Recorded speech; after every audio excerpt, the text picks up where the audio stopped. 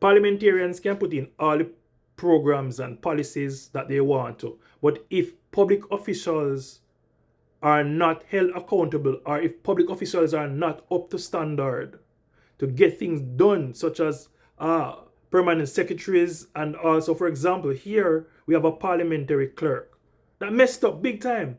And when we were calling her out on some of the actions that we saw that were questionable, persons, comrades were saying, hey, victimization, and the House Speaker overstep, and the House Speaker that.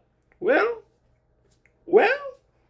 these are some of the very things when people have been there for years and then fall asleep on the job that happen. Senior official at Parliament flag for private use of government vehicle. And when they do things like this, it's taxpayers' money.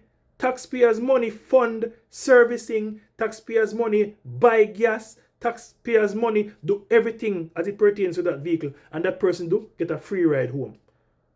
I believe that that person should compensate or return those funds to taxpayers.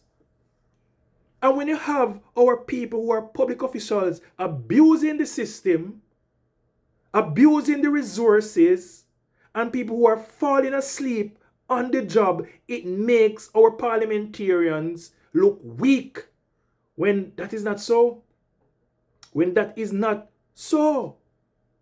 For every ministry, you have 17 persons who are responsible for the day-to-day operations.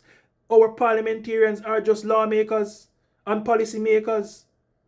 If our public officials are not true, if our public officials are undermining the system and the process, we're going to end up with things like this. And that is why the Auditor General is important, because we get to spot these things from early and correct them, because we can't have persons abusing the system.